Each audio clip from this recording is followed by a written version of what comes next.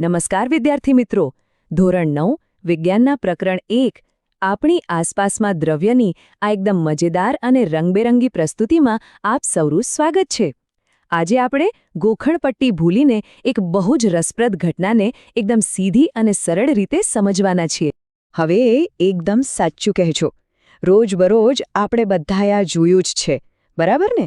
ક્યારેક ભીના કપડાં ફટાફટ સુકાઈ જાય છે, તો ક્યારેક આખો દિવસ લટકી રહે તો એ સુકાતા જ નથી. આવું કેમ? આ કોઈ જાદુ નથી, પણ આની પાછળ એક જબરદસ્ત વિજ્ઞાન છુપાયેલું છે. ચાલો આ રોજિંદા રહસ્યને આજે આપણે ડીકોડ કરીએ.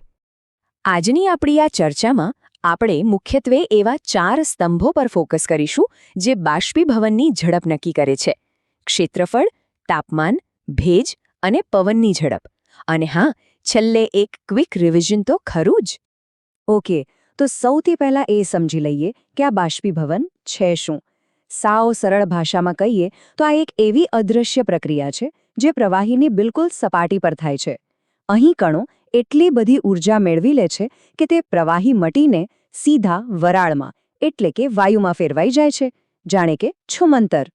તો ચાલો આપણા પહેલા પરિબળ તરફ જઈએ: ક્ષેત્રફળની અસર. સીધો હિસાબ છે. સપાટી જેટલી મોટી, કામ એટલું ઝડપી. હવે આ ઉદાહરણ જુઓ.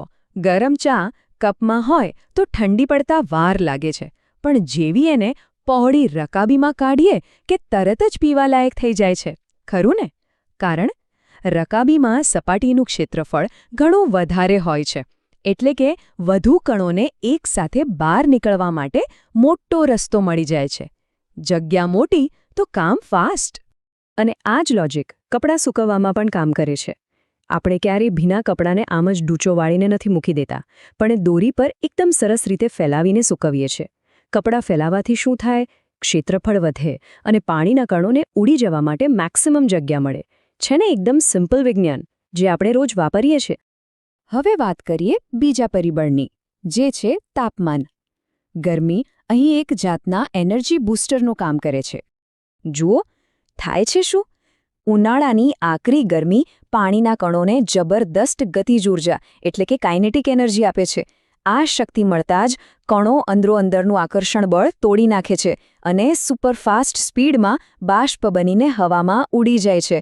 ગરમી વધે એટલે કણોની દોડાદોડી વધે. બિલકુલ સિમ્પલ.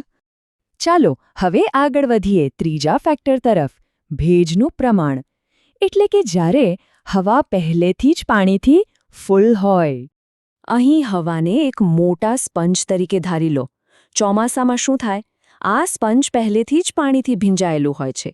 હવામાં પહેલેથી જ એટલો બધો ભેજ હોય છે કે તે વધારાનું પાણી જલ્દી ખેંચી શકતી નથી, અને એટલે જ બાષ્પીભવન ધીમું પડી જાય છે.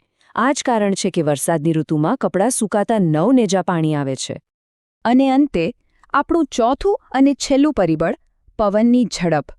ચાલો જોઈએ કે પવન કેવી રીતે વરાળને ઉડાડી મૂકે છે. આને આમ સમજીએ.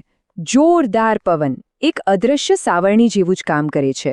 સૂકાતા કપડાની આસપાસ જે વરાળનું લેયર બની ગયું હોય, પવન એને ફટાક દઈને ઉડાડીને દૂર લઈ જાય. હવે ત્યાં ખાલી જગ્યા બની ગઈ, એટલે નવા પાણીના કણોને હવામાં ભળવાનો મોકો મળી જાય. પવન જેટલો ફાસ્ટ, બાષ્પીભવન એટલું જ જલ્દી.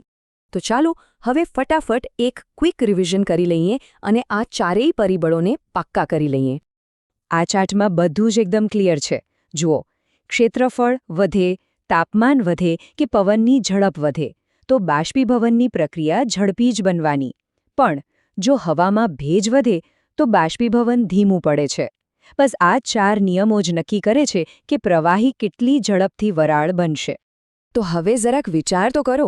હવે જ્યારે આપણને આ અદૃશ્ય વિજ્ઞાન સમજાઈ ગયું છે, તો રોજિંદા જીવનના બીજા કયા રહસ્યો આપણે આ 4 નિયમોથી ઉકેલી શકીએ?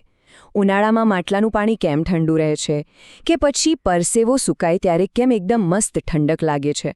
આ બધા જવાબો હવે આપણી પાસે છે. જો આજની આ શૈક્ષણિક પ્રસ્તુતિએ વિજ્ઞાનના આ કોન્સેપ્ટને સમજવામાં તમને મદદ કરી હોય અને મજા આવી હોય, તો સ્ક્રીન પર દેખાતી Sanjay maths and science academy ચેનલને લાઇક, શેર અને સબસ્ક્રાઇબ કરવાનું ભૂલતા નહીં. આમ જ સરળતાથી શીખતા રહો અને વિજ્ઞાનની મજા લેતા રહો. આવજો.